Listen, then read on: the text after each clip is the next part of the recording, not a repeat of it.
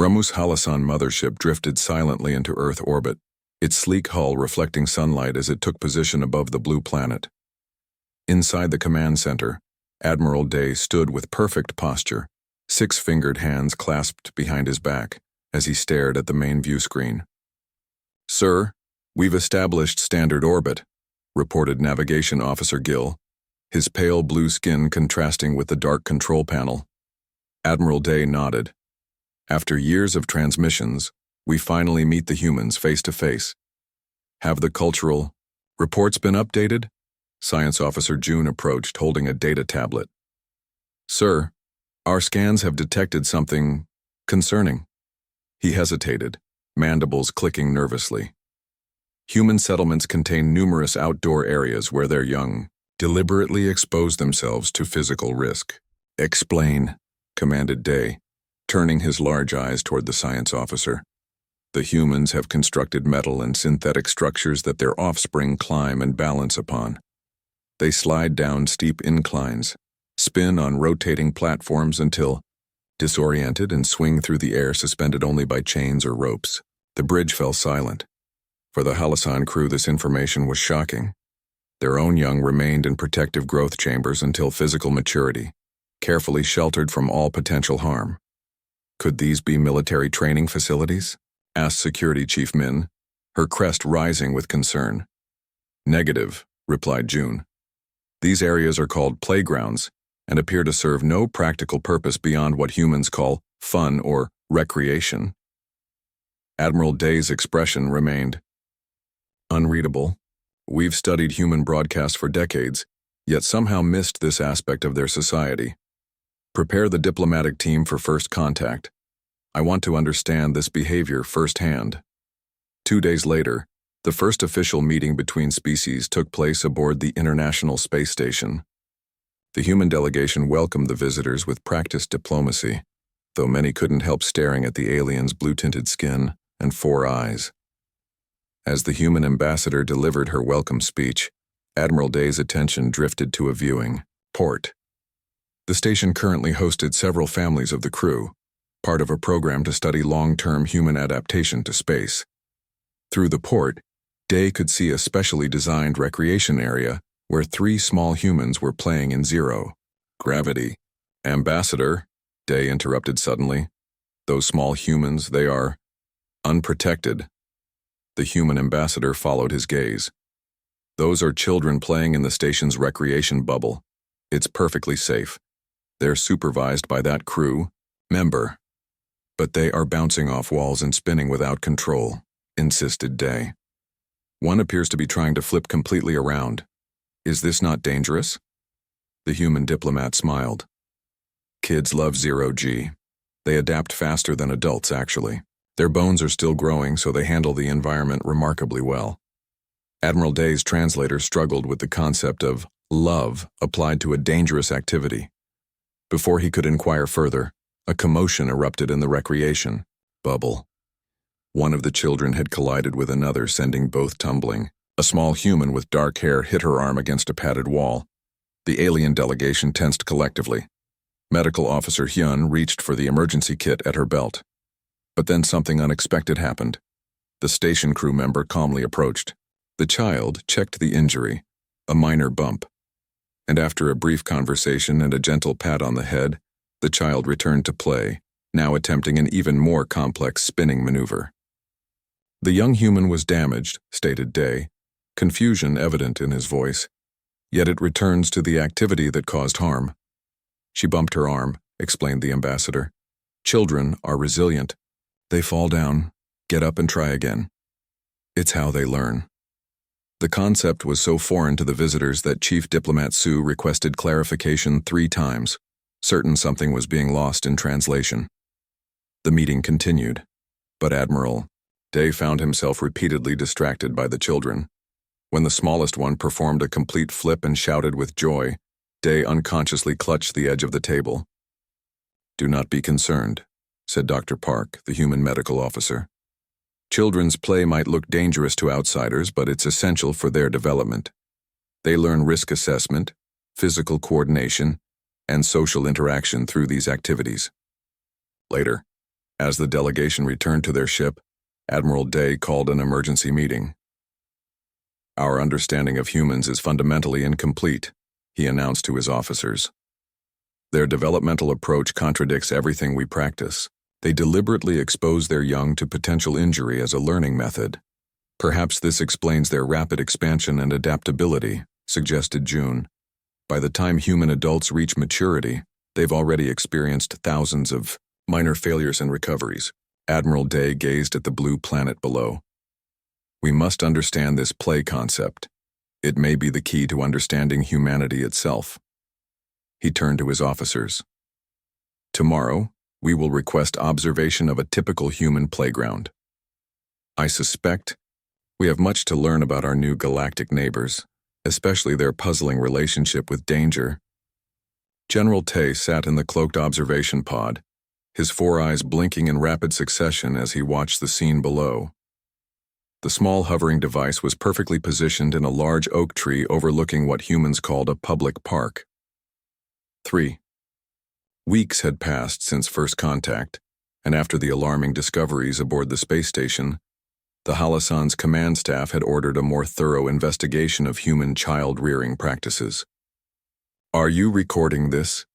General Tay asked, not taking his eyes off the view screen. "Every moment," replied Observer Jun, adjusting the sensors. "Though I still don't understand what we're seeing." Below them sprawled what the humans called a playground. Metal structures rose from the ground in bizarre configurations, some like climbing webs, others spiraling upward, and still others consisting of platforms connected by precarious-looking bridges. The entire area was filled with small humans running, climbing, swinging, and shouting.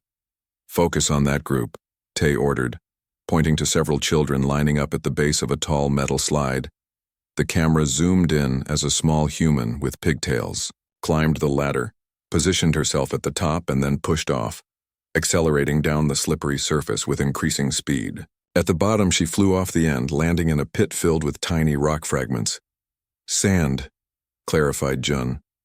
"Apparently it cushions impacts." The child emerged from the sand, brushing off her clothes, and immediately ran back to the ladder for another turn.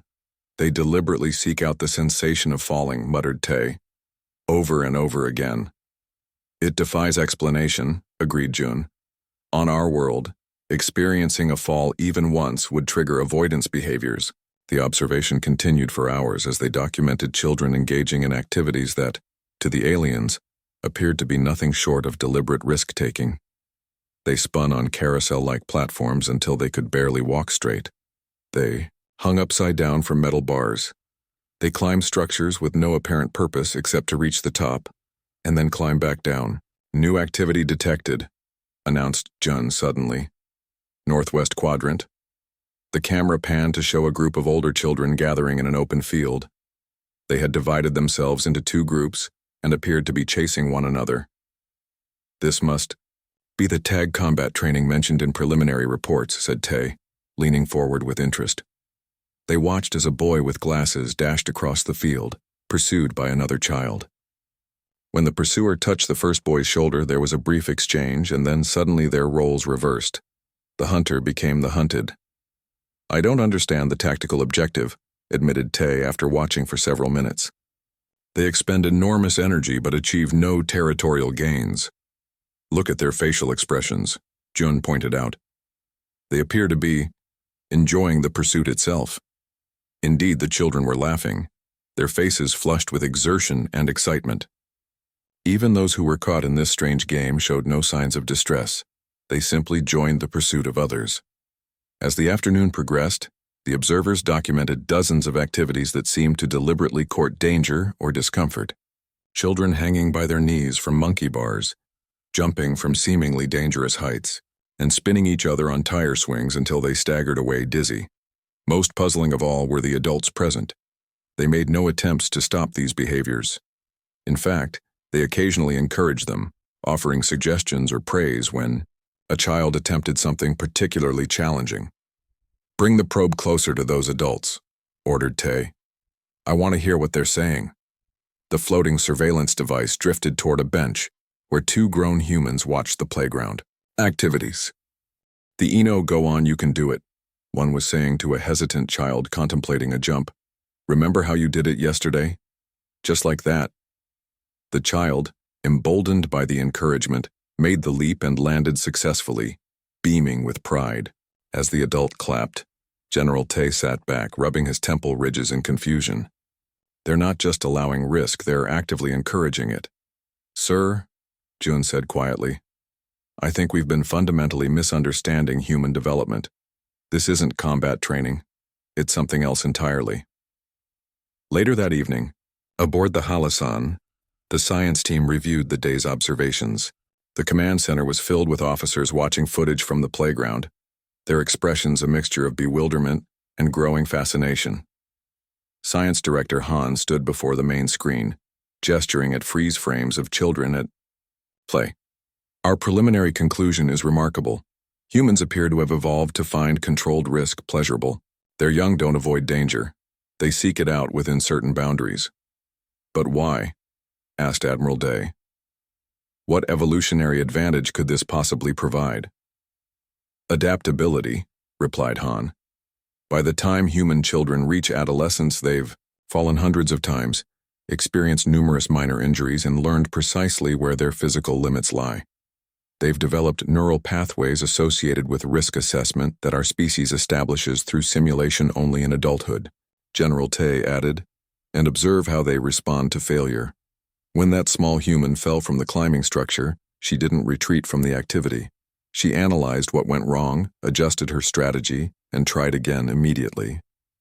The room fell silent as the implications sank in. We need more data, Admiral Day finally said. Tomorrow arrange for an official visit to one of their educational facilities. If this is how humans behave in unstructured environments, I want to see how they approach formal learning. As the meeting disbanded, General Tay found himself standing at the viewport looking down at Earth.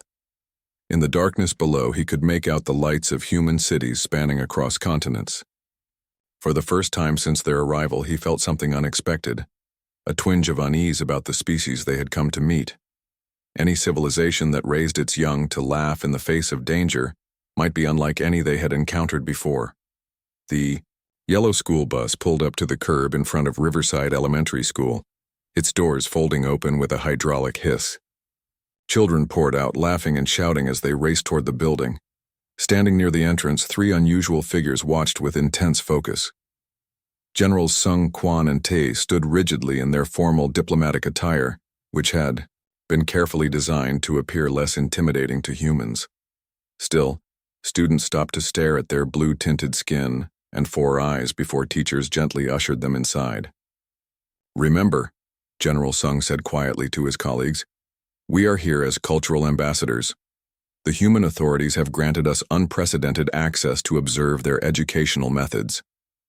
Principal Lee approached with an outstretched hand. Welcome to Riverside Elementary. The children are very excited about your visit. We've been learning about your star system all week. General Quan attempted the human greeting, his 6 fingers wrapping awkwardly around the principal's 5. We appreciate this opportunity. Our delegation seeks to understand how humans develop their remarkable adaptability. Well, you've come to the right place, Principal Lee smiled. Nothing more adaptable than kids. Let me show you around. The way. First classroom they visited was filled with 6-year-olds sitting in small groups. The aliens watched as children worked together solving math problems, occasionally arguing before reaching consensus. What struck the observers most was the noise.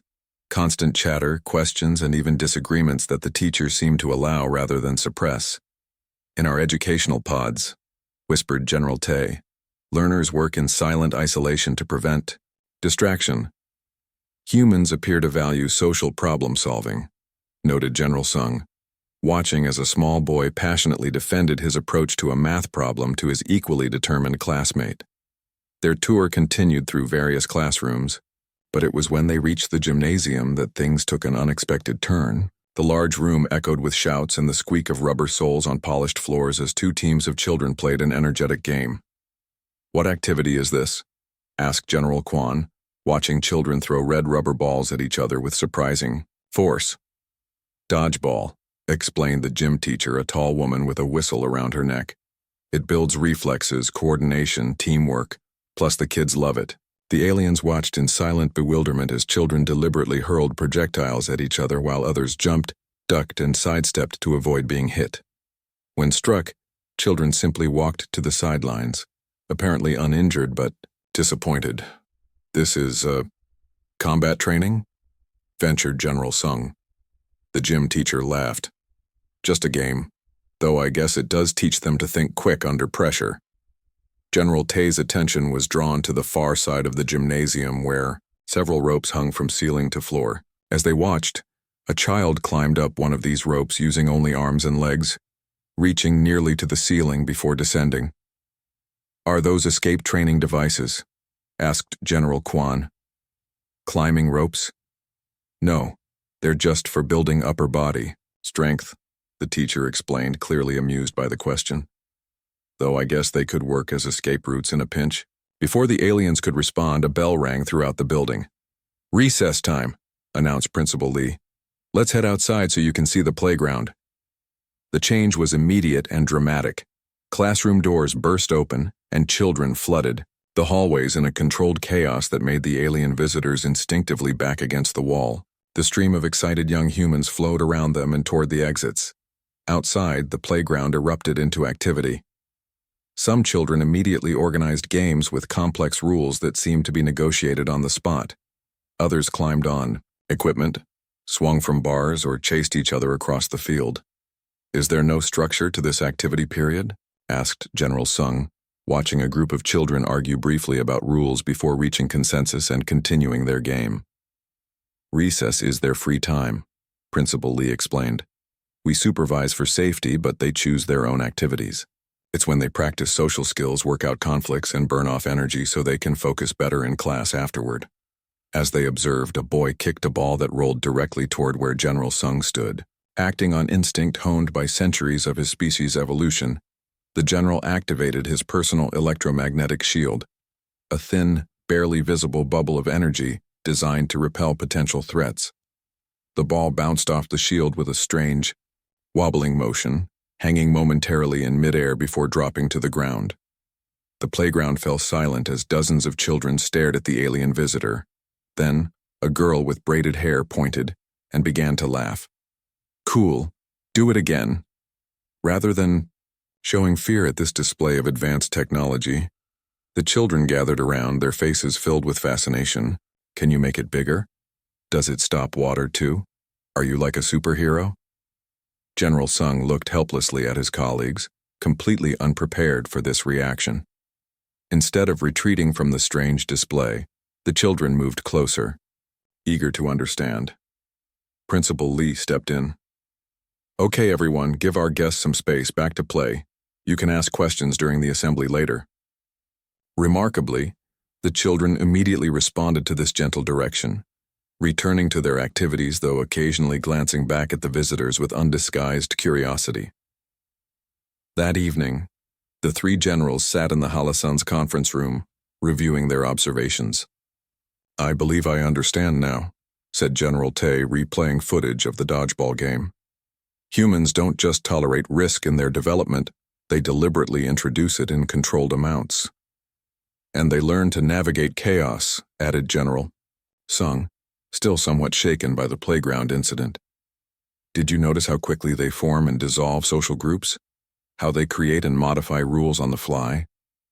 General Kwan, who had remained mostly silent during the visit, finally spoke. "What troubles me most is their reaction to my shield. Their children didn't respond with fear to advanced technology. They responded with curiosity. They wanted to understand it immediately." Admiral Day, who had been listening silently at the head of the table, leaned forward. "Tomorrow we have been invited to participate in what humans call a birthday party for a child. I believe it will provide further insights into how they develop this remarkable adaptability." As the meeting concluded, General Sung found himself staring at the recorded image of laughing children surrounding him after the shield incident. In all his years of diplomatic service, he had never encountered a species whose young seemed so naturally inclined to approach the unknown with excitement rather than caution. It was, he had to admit, both fascinating and somewhat unsettling. The suburban home buzzed with activity as the Halasan delegation approached the front door. Colorful balloons tied to the mailbox bobbed in the afternoon breeze, and through the windows, they could see small humans running around inside. Admiral Day smoothed his formal diplomatic tunic, looking distinctly uncomfortable. "Remember, this is considered a great honor," he reminded his team. "The family of Ambassador Kim has invited us to his grandson's celebration.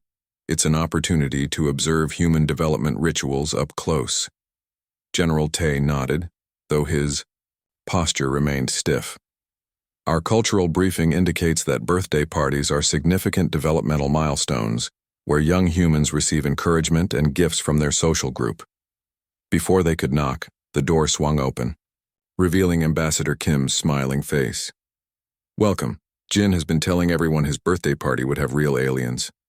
Come in, come in." The interior of the home had been transformed with streamers and balloons. A large banner hung across the living room reading, "Happy 12th Birthday, Jin." About 15 children milled around, momentarily pausing their activities, to stare at the blue-skinned visitors before Ambassador Kim made introductions. "Everyone, these are our special guests from the Halasan. They've come all the way from another star system to celebrate Jin's birthday." A boy with a paper crown, presumably Jin, stepped forward with surprising confidence. "Thank you for coming. Do you want some cake? It's chocolate." Admiral Day bent slightly to address the child. "We are honored to observe your growth celebration. Our species does not consume sugar compounds, but we appreciate the invitation." The boy seemed momentarily disappointed but recovered quickly. "That's okay, you can watch us play games instead." "Games?" General Sung inquired, remembering the chaotic playground activities. "Yeah, we're about to hit the piñata." The aliens watched with growing bewilderment as the children gathered in the backyard, where a colorful paper object shaped like an animal hung from a tree branch. Jin's father appeared with a long stick and a blindfold. "What is the purpose of this activity?" whispered Science Officer June to Ambassador Kim. "It's just fun," the ambassador replied. "The kids take turns trying to break open the piñata while blindfolded. There's candy inside." "They strike a target while sensory deprived?"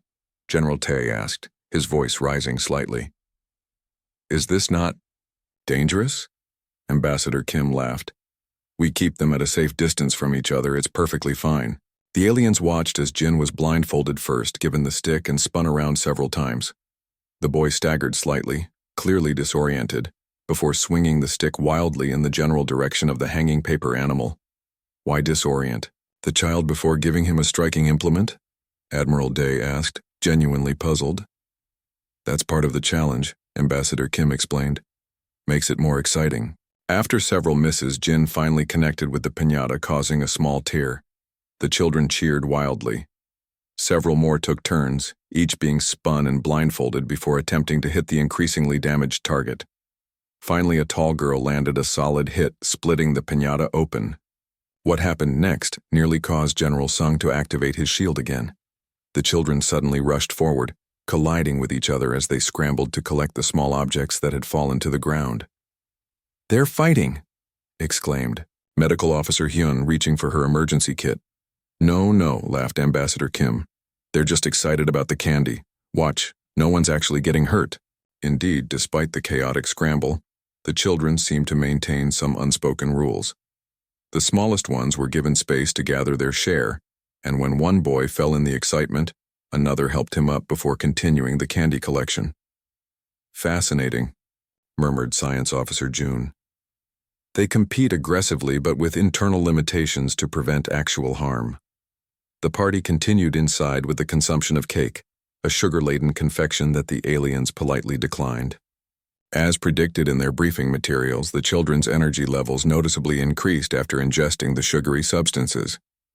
"Now it's time for presents," announced Jin's mother, directing everyone to the living room where a pile of colorfully wrapped packages awaited. Jin tore into the gifts with enthusiasm while his friends watched. Each revealed item elicited exclamations of delight or envy from the observers.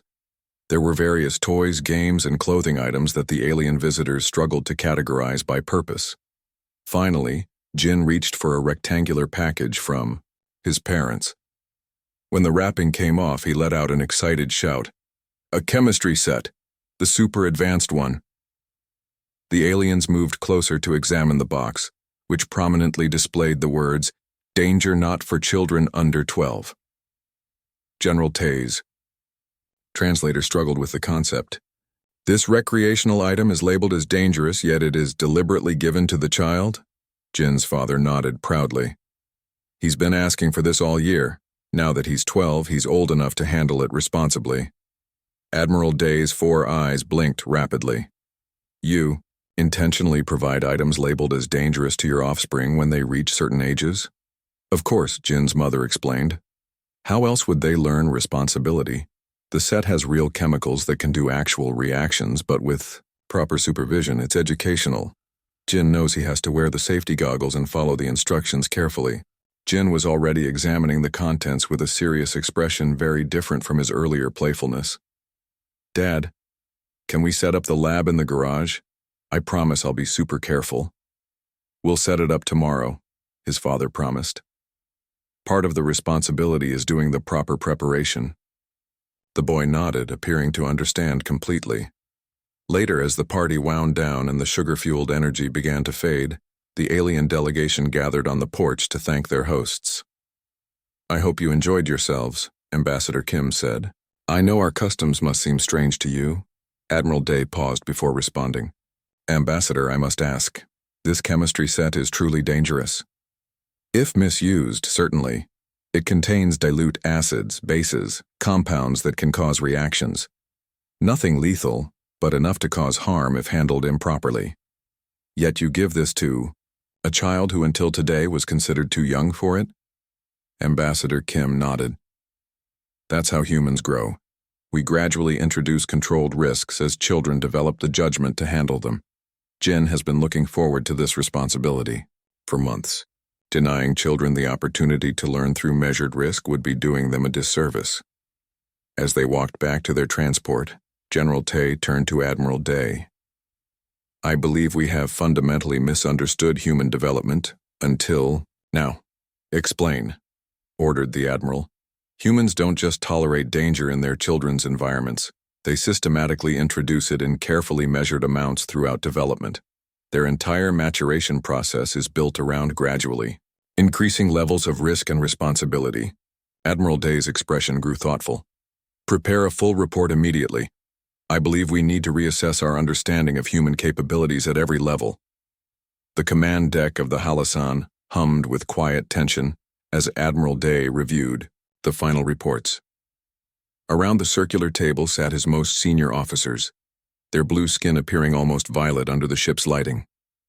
The holographic display in the center of the table showed rotating images of human children engaged in various activities, climbing, running, falling, and getting back up again. This concludes our 4-week observation of human developmental patterns, announced Science Director Han, deactivating the display. The data is conclusive and, I must admit, somewhat disturbing. Admiral Day leaned forward. Summarize your findings for the record. This transmission will be sent directly to the High Command. Han nodded, organizing his thoughts. Humans employ a developmental strategy unlike any species we've encountered in our exploration of 27 habitable worlds. From earliest childhood, they systematically expose their young to controlled danger and risk. This is not accidental or negligent. It is deliberate and carefully calibrated. The room fell silent as images of playground equipment appeared in the display. These structures, continued Han, pointing to jungle gyms and climbing frames, are specifically designed to challenge a child's physical capabilities while presenting real but limited danger. Falls are common, expected even. Minor injuries are considered normal developmental experiences. General Tay, who had been part of the school observation team, added, their educational approach reflects this philosophy as well. Children are encouraged to attempt tasks beyond their current abilities, to fail, and then to try again. Failure is treated not as a negative outcome, but as a necessary step toward mastery. But the most significant finding, Director Han continued, is the psychological component. Human children do not merely tolerate these challenges. They actively seek them out. They appear to experience a neurochemical reward response when engaging with controlled risk. They call it fun or excitement, but our neurological scans indicate it's actually a sophisticated evolutionary adaptation. Admiral Day's four eyes narrowed. And the military implications? General Sung, who had been silent until now, stood up. As the Halasan's chief military strategist, his assessment carried particular weight. Admiral, our initial evaluation of human military capacity was fundamentally flawed. We assessed their technology, their numbers, their resources, but we failed to understand their psychological preparation for conflict. He touched the control panel, bringing up side-by-side images of human and Halasan developmental environments. Our young develop in protective enclosures. They are exposed to challenge only through careful simulation after physical maturity. Humans take the opposite approach. By adulthood, the average human has fallen and gotten up thousands of times, experienced numerous minor injuries, and recovered, failed repeatedly at physical and mental tasks before succeeding. Developed intuitive, risk assessment based on actual experience, learned to view temporary failure as a normal part of any process. The Admiral's expression remained impassive, but his secondary eyelids flickered, a sign of deep concern. You believe this gives them military advantage? Unquestionably, replied General Sung. Consider our own troops. When faced with an unexpected situation, they follow protocols and wait for instructions. If those protocols fail, they experience disorientation and often paralysis of action. Brought up footage from the playground observations. Now watch these human children. When their initial approach fails, whether climbing, running, or in social interaction, they immediately adapt. They try new approaches without requiring external direction. They innovate instinctively. Admiral Day turned to Fleet Commander Park, who had remained characteristically quiet. Your assessment? Commander Park's voice was measured. Admiral, I've reviewed the combat simulations based on our new understanding of human psychology. The results are concerning.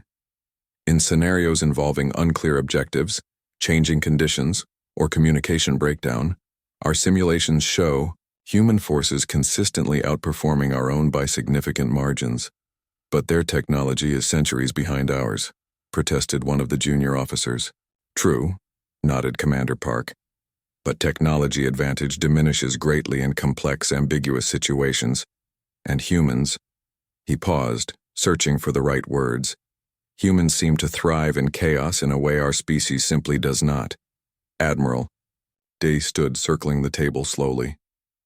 So you are all suggesting that the seemingly irrational human practice of exposing their young to danger is actually their greatest military strength?